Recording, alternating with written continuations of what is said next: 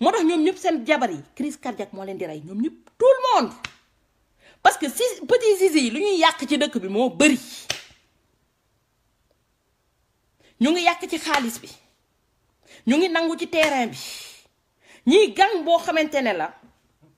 oto bu ñu diriger mu paan oto bu ñu dawal mu paan ñi mënuñu def dara ci àdduna xale góor dama leen wax rek prenez votre avenir entre vos mains ci nga petit zizi yi toog ci table bi duñu xejal meetar Sonko ci table bi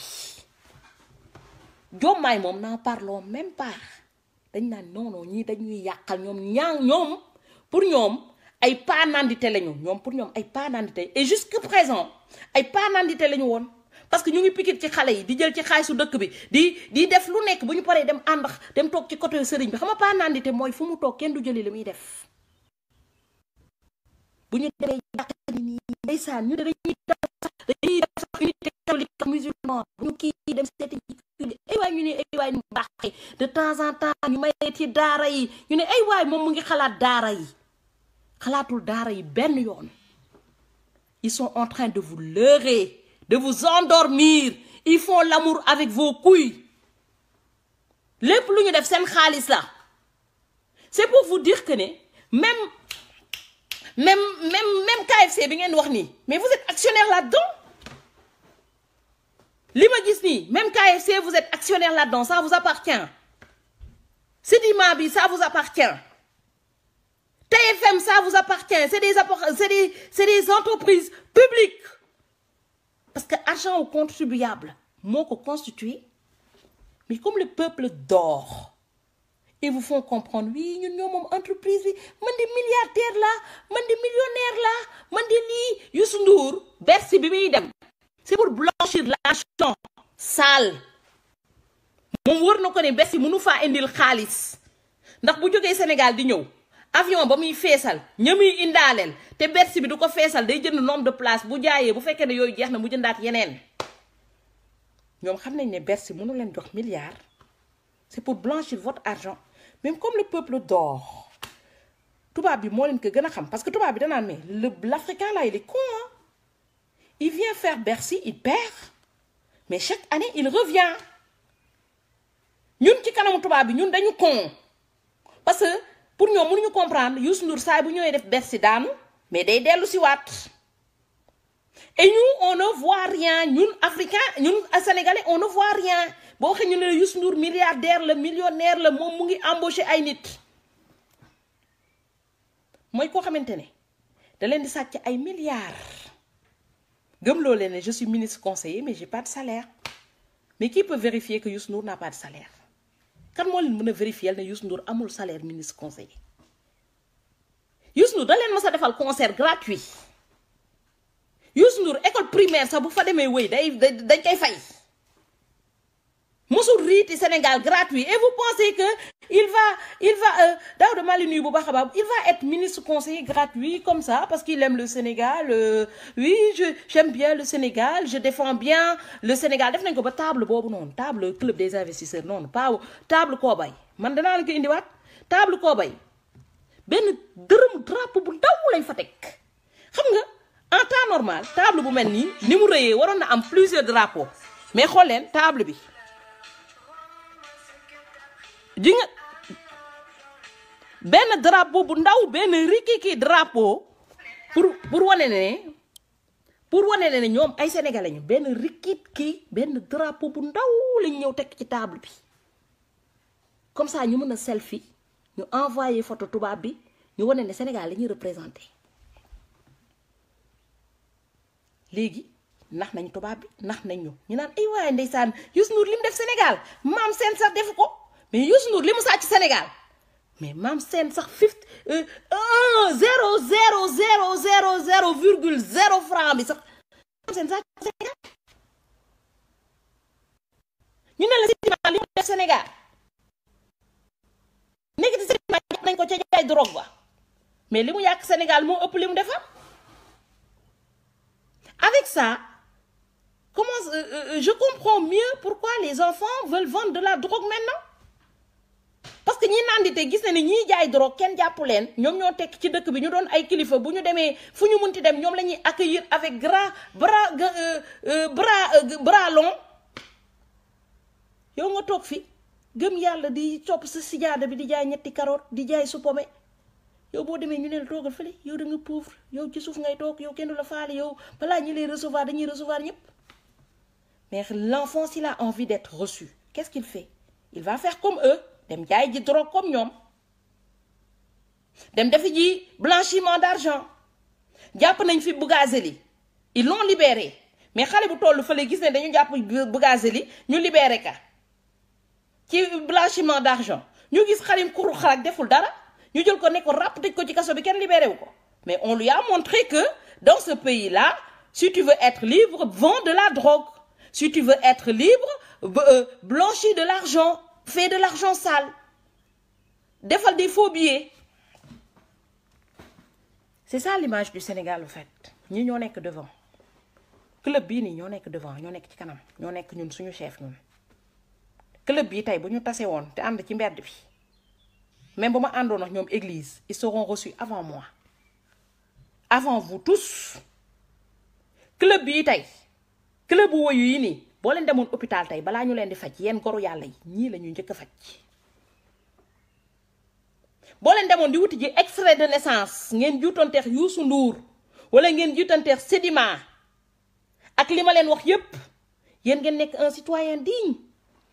mosoo leen sàcc mosoo leen dem kaso mosoo leen def dara da ngeen yaru doo leen saaga doo leen def dara boo leen yeggee kii di jaay drogue moom la ñu njëkk a accueillir Bougazelli bu ndaw male sax boo leen àndoon ak Bougazelli du rang yéen da ngeen di rang.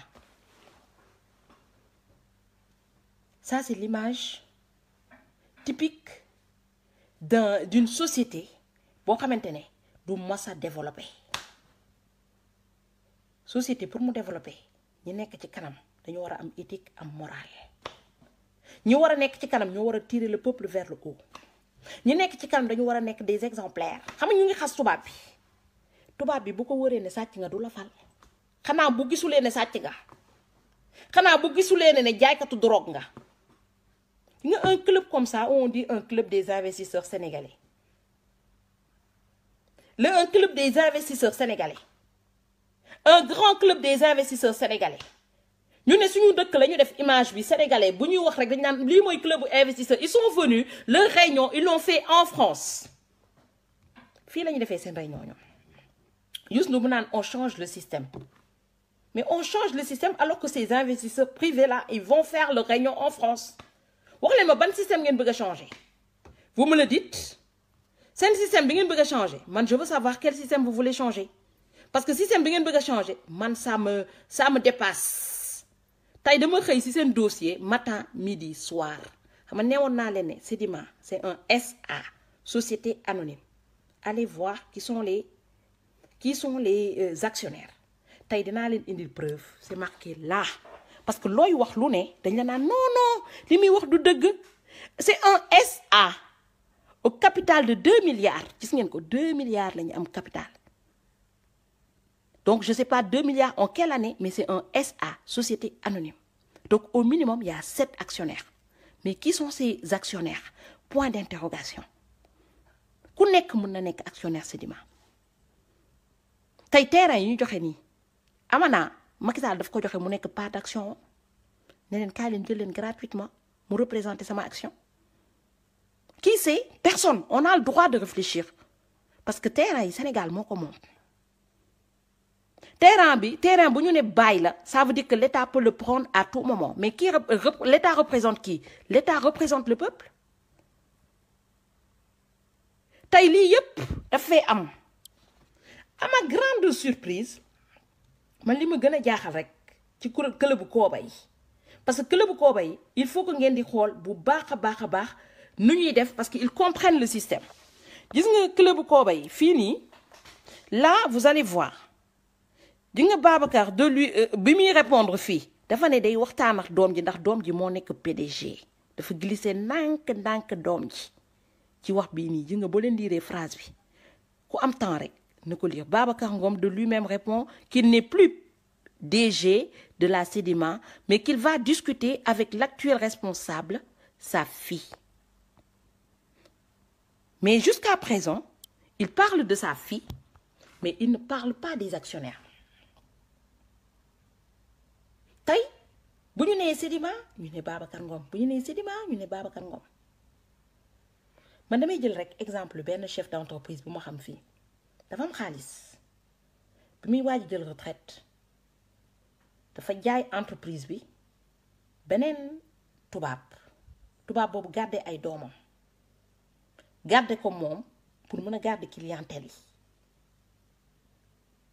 tey officiellement boo gisee paa bi da ngay foog ne moom entreprise bi toujours mais boo xuusee ci papier yi moomul entreprise bi copain bi moo jënd entreprise bi mais comme dañu nekk ci Sénégal boo xamante ne rien n'est transparent tey les gens vont dire non maam avance maam elle a le droit de réfléchir elle a le droit de donner son opinion étant donné que l'État ne nous dit pas la vérité tey kenn mënu leen empêcher ngeen dem def seen recherche kenn mënu leen empêcher ngeen xuus mooy lu leen état bi bañ a wax vous avez le droit de chercher d'aller voir de fouiner tey tout le monde a accès à Google man ni ma amee accès Google yéen noonu ngeen amee accès Google bu leen xañ seen bopp Google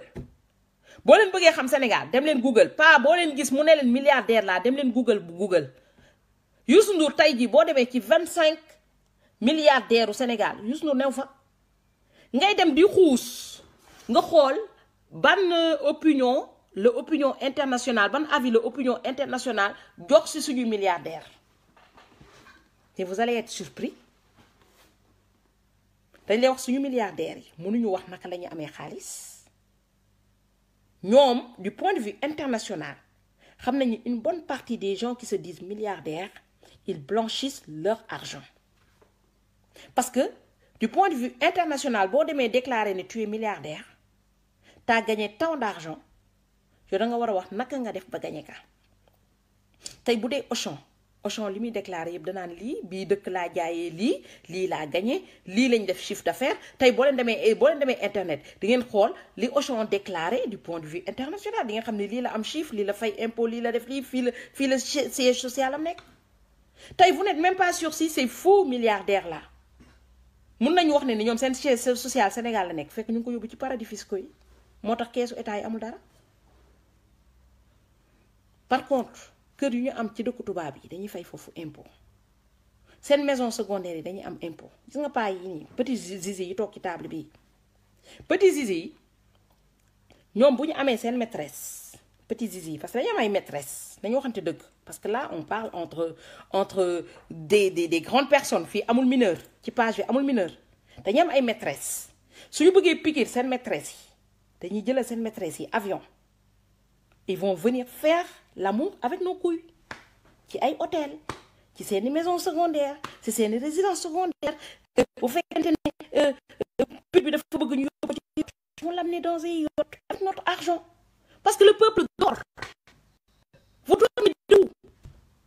parce que Youssou Ndour xam noonu ne milliardaire la vous dormez debout le peuple sénégalais dort debout tey da ngeen war a xoole dafa hein ah mais y en a un tu pouvais y aller en haut mais voilà tey tourne par là d'accord je vais voir après di nga tey paa yi li ñuy def yëpp ak seen xaalis la xaalis yi ji nga gel yi bu ñu leen jurgóotee 5 minutes xam nga jurgóot paa yi ils sont capables benn jurgóot 5 minutes ñu fay ci 1 million parce que jógewul seen poche c'est l'argent du contribuable paa yi mën nañ woo benn gel benn pédicure ñu dampal leen seen tànk yi seen wee yooyu noonu seen catu baaraam yooyu noonu ah bu ñu jógal ñu fay fa 1 million mais du seen xaalis parce que Sedima bu ko wóoroon ne loolu yëpp ci xaalisu wala Youssou Ndour ci xaalis bi mu liggéey la ñaq la benn jurgóot bu ndaw rek du ci fay 1 million tey dañ ciy jëlal ay xale yoo xamante ne dafa leen ay appartement yu rëy yoo xamante ne ñoom l'argent du contribuable le jette yéen da ngeen di dépenser 1 million na leen di génnee dërëm ay fifty na ngeen koy compter parce que yéen da ngeen ragal mu jeex mais ñii dañ trouvé foo xamante ne du mas a jeex l'argent ne va pas finir saa bu ñu bëggee tibb rek dañuy dugg ñu tibb feesal seen poche tibb boo xamante ne boo ko sàccee duñ la jàpp duñ la jàpp boo leen fenee duñ la jàpp ñun ñoo nekk seen nooy neex moo tax bu ñu toogee naan ñun Sénégalais yi nu ñu intelligent bi ñun kañ moom dañ ñoo respecté kenn nawloowuñu ñun tubaab bi moo ñu nawloowul parce que ñi nekk ci kaw yëpp c'est des voyous bande de voyous nga Macky Sall lu muy ñii di xëcc tuñ bi di xëcc tuñ bi bu ñu gisee mel ni ku nga xam te ne dafa gis gaynde daf xool bu boon ñun dañoo bañ duñu napp ci kanam tubaab bi du dara il est de la merde parce que tubaab bi xam na ne lépp lu mu génnee ne lii moo ko moom xam na ne da ko sàcc askanam moo tax ñun ñoo mën a toog wax ak yéen wax ak seeni doom ñi fi toog naan waa man sama papa dañuy ñëw day ubbi ay entreprise mu leen di dimbali di leen jox liggéey ngeen nekk fii naan non Sénégal yi dañoo iñaan ñun lu ñuy iñaane ci yéen li ñuy iñaane ci yéen laa gisut man de je vois pas depuis bi ma gisee j'avais j'enviais le gars hein, parce que man j'aime bien les gens qui sont courageux ñoo xam te dañuy liggéey di ñàkk ba am alal mais benn affaire bu ndaw bi ma déggee ni nit ki mos na rey nit ma sant yàlla ne mosuma rey nit ma dégg ne nit ka mu ngi jaay drogue ma sant yàlla ne nii mosuma jaay drogue mooy on se regarde devant amuñu KFC amuñu entreprise parce que bëgguñu jaay drogue parce que bëgguñu blanchir xaalis def ay faux billets moo tax ñun amuñu entreprise ça je le réponds à la fille de Sedima pas yi nekk fële na le nekk ci village Ndengeleer bi tey xëy na bu seen xel dajoon ne lii la Sedima def ba am alal duñ ko du leen tollu fenn parce que pas yooyu ñooñu seen génération dañu amoon dignité seen yaay seen papa seen yaay dañ leen yaroon ne leen boo leen juddoo dem leen ngeen béy ngeen lekk ñuy ñaq di jëriñu moo tax ñooñu tey ils sont pas milliardaires ils sont dans le coin ils sont pauvres damay wax ak xale yi nga xamante ne tey dañ la defal lavage de cerveau ba nga xamante ne ñu ngi wër kuy jaay drogue ñu jaay le ko xam leen ne dans ce club des investisseurs là ku ñu jox drogue ne la demal jaayal ma dinaa tax nga doon milliard ñoom ñooy doon milliardaire bu ñu paree dañ leen ne ràpp tëj leen ci kaso bi seen yaay yi di jooy parce que ñoom lu ñu namm ci doomu baadoo la moo ñu nekk ay jaam ñu pauvre di yelwaan ñoom loolu lañu namm ci ñoom man moo tax ma ne j'aime pas être pauvre en fait je ne déteste pas les pauvres hein. Je veux qu'on se relève ensemble moo tax baadoo la warta doon égoïste tey bépp baadoo la bu égoïste topp ci ginnaaw Babacar Ngom mu jox ko benn liggéey bu ndaw mu naan ndeysaan dama ciy jàpp moom de moom moo ma jox liggéey waruma wax liggéey boobu noonu ça vous rend ouvrier vous allez être ouvrier toute votre vie et être l'ouvrier d'un bandit ouvrier woyu tey ci xaalisu drogue boobu noonu ci la leen di fay di blanchir ci xaalisu drogue boobu noonu lay jël di leen ci jël fin d'année di leen jox ay prime ngeen foog ne yéen nit ki yéen da leen bëgg il travaille bien mu leen di gondi sa fille va vous parler mal ngeen foog ni moo leen gën fekk xaalisu drogue bi la leen di jël di leen gondi moo tax ce fameux club là man lu ma métti rek mooy benn drapeau Sénégal bi ñu def ci digg bi man loolu rek a ma métti ñoom ñëpp ils ont le même regard wóor na ma ne ñoom ñoo bokkoon classe ba ñuy jàng xam ne la bande des Sandrine ba ñu doon doxaan ñoo doon ànd di doxaanante ñoom Maître El Hadji Diouf yëpp am na ñoo xam ne bokkuñu ci club bi mais même affaire yi la ñuy def au fait dañuy piquer ci xale yi dañuy sàcc xaalisu koppar bi moo tax ji nga Maître El Hadji Diouf ñoom ñëpp ñoom la ñuy ànd ñoom ñëpp ñoo bokk benn club bu ñu ñëwee ànd ci opposition bi di yuuxu parce que bu ñu paree dañuy dem toog ne waaye ni ma naxee population bi gis ngeen ni ñu conwee ñoom de loo leen wax ñu gëm ko bu ñu paree ils vont boire les mêmes vins guddi si ñoom ñooy ànd woo xale yi ndaw yi ñu dajale xale yëpp ñu taxaw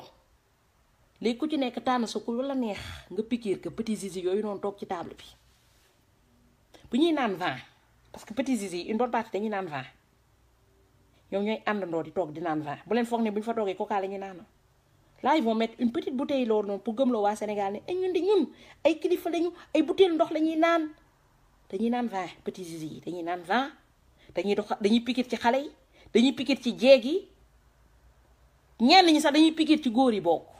ci petit zizi yi toog ci table bi ku ci nekk ak feemam mais kañ la ñuy yeewu ñun